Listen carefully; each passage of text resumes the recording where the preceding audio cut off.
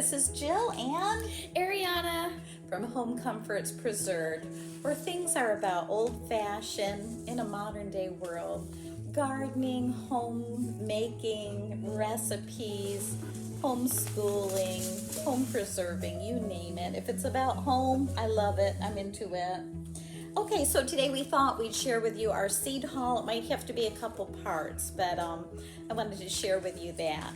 For the first time this year, I ordered from a company, Renee's Garden. She's got beautiful packaging. It looks like maybe somebody did watercolor pencils, and then they've reproduced these. It's very pretty.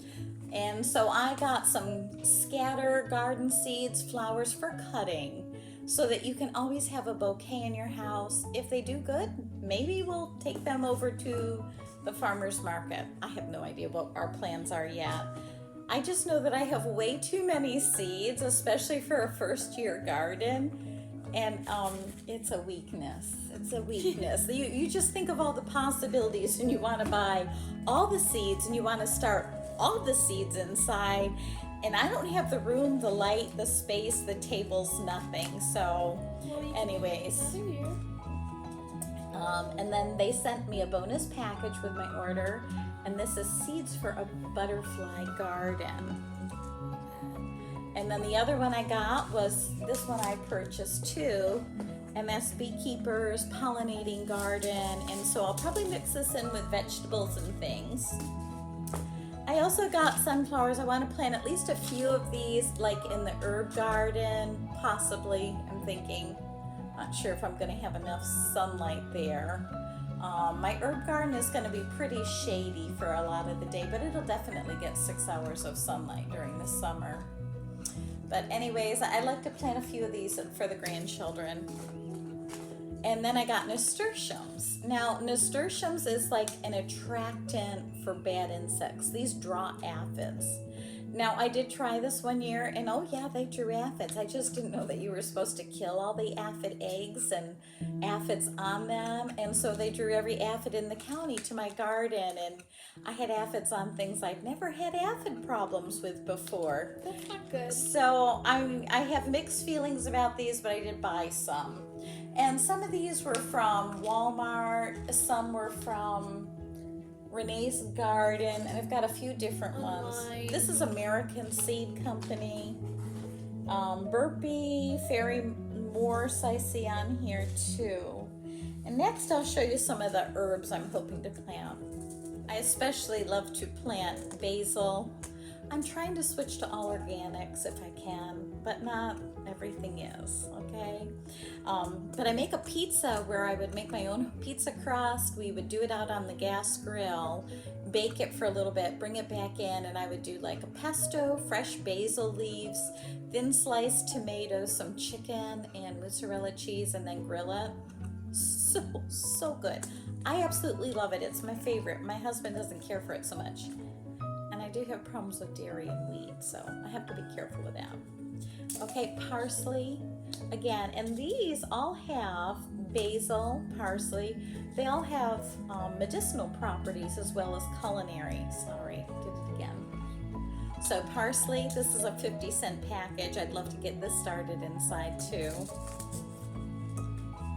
Chamomile, not only do I like this for medicinal, but I love to make a little bath bag and under your running faucet to have some different herbs. You can use some ground up oatmeal in it and keep that in your little bag. You don't want to plug your pipes and septic. And then running that under the tap. This smells wonderful. It's super relaxing. It's got medicinal properties. This is something new to me that I want to try. This is hibiscus, and I'm hoping to try this in different teas and such. Never grew it before. Like I said, I'm in a new place. We're probably going to have to buy a lot of soil amendments to get our garden started here, but interested to do that one. Oregano, again, great medicinal properties. Antifungal, antiviral, antibacterial, I'm pretty sure, as well as culinary properties. So another good one for both your medicinal and your culinary. And what I like to do is dry and grow enough where I can dry these and store them for the year until the next year's harvest. So you've always got fresh herbs going. And if you store them in a whole leaf, though it does take up more space, sometimes you can't do that, I think the oils may retain better than when they're broken apart and you've got all those areas exposed to air. Now in the back, and I didn't realize this, but I had picked up something from Walmart, burpees, and I had also picked up an heirloom variety of spearmint from Renee's garden. And so I love this for a sweet tea in the summer with maybe a stevia leaf or two in it or some honey in it. I like it sweet. And then rosemary is one of my favorite cooking herbs, and it also has medicinal properties in it too. Now my daughter has sage that I'm gonna grow. There's nothing better for sore throat or mouth issues than like a sage tea and gargle. That's really good for that. And I feel like she might have Monarda, which is bee balm,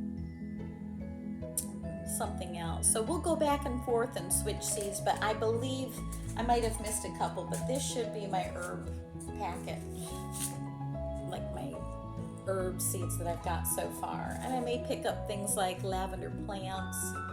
I've heard that they're hard to grow from seeds, so we'll see about that. Can I show some?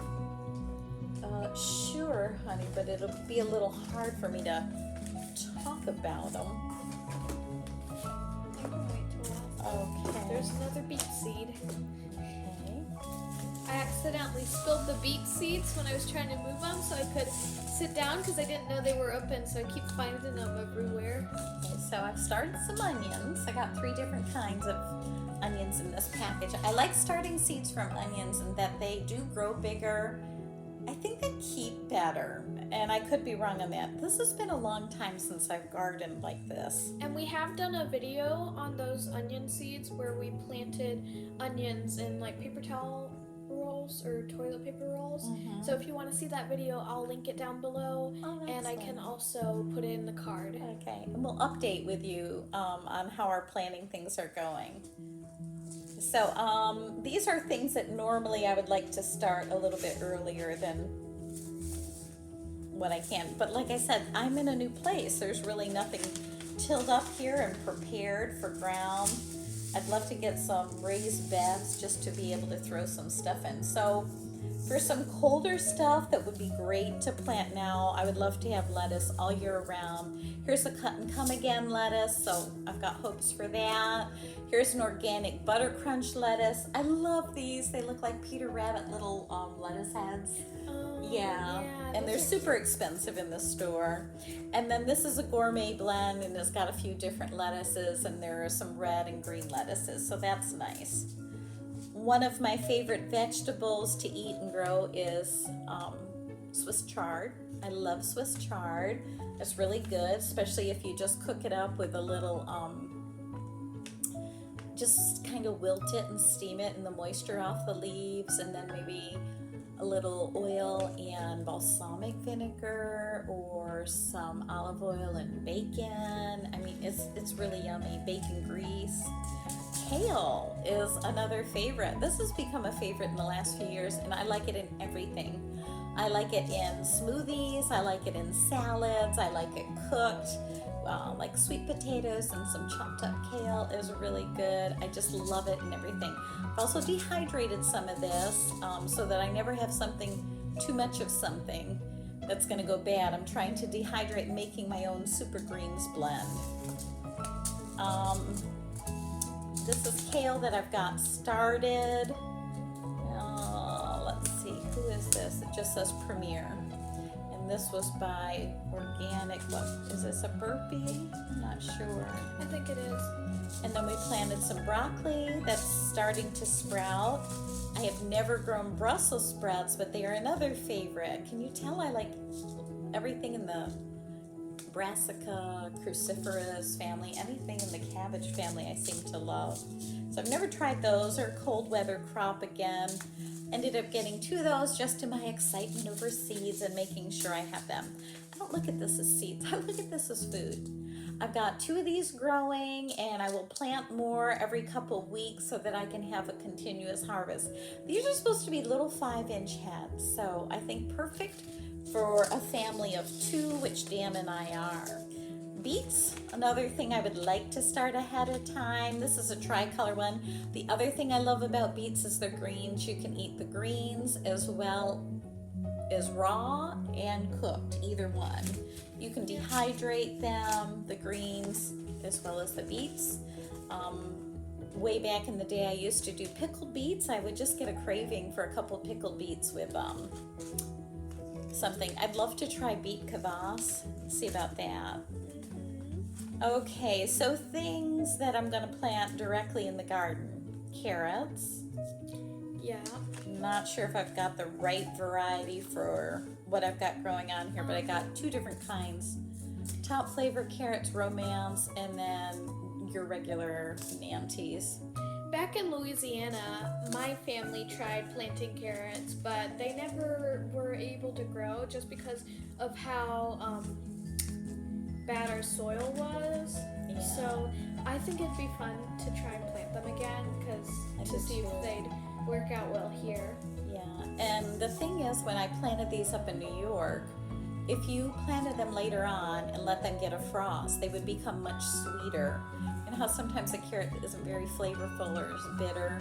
So there's different varieties, and you want to see which ones are keepers. That's interesting. Lord willing, if my health were good and my husband goes along with my crazy schemes, I would love to be again producing all of our carrots, celery, potatoes, onions, garlic, and other foods for the year, and then to extend the season with different things we're eating.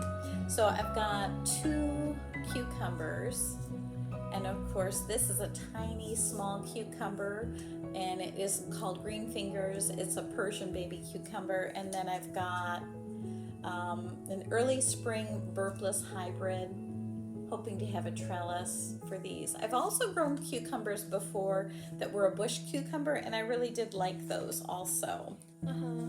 Melons and squashes and things like that are supposed to do excellent here. So I got a mini cantaloupe. Again, Dan doesn't eat this, so it'll be just for me. I don't eat it either, so definitely just for you. Maybe a grandchild will. I think you, Dad, and Laura are the only ones that eat cantaloupe. Okay. Even Laura, I'm not sure about. Yeah, and then I've got like a bush sugar baby watermelon. And again, these would be, kind of good to start ahead of time. Always love prolific squashes, yellow summer squash and a zucchini. I'm hoping to dehydrate some of this because I think that would be better than freezing it for breads and stuff and draining off all the liquid. And then just for fun, some pumpkins to plant in the garden.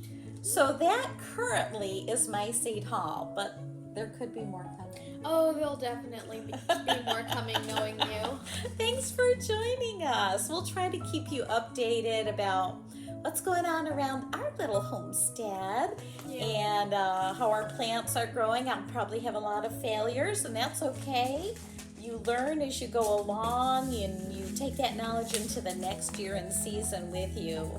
Also, before we go, hit the like button, please. Hit the subscribe button. Leave a comment. The more you press like, the more people will see this.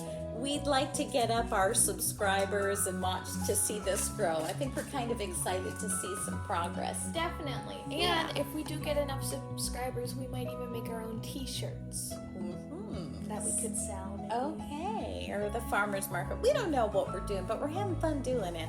Definitely. All right, thank you. Till next time. Bye-bye.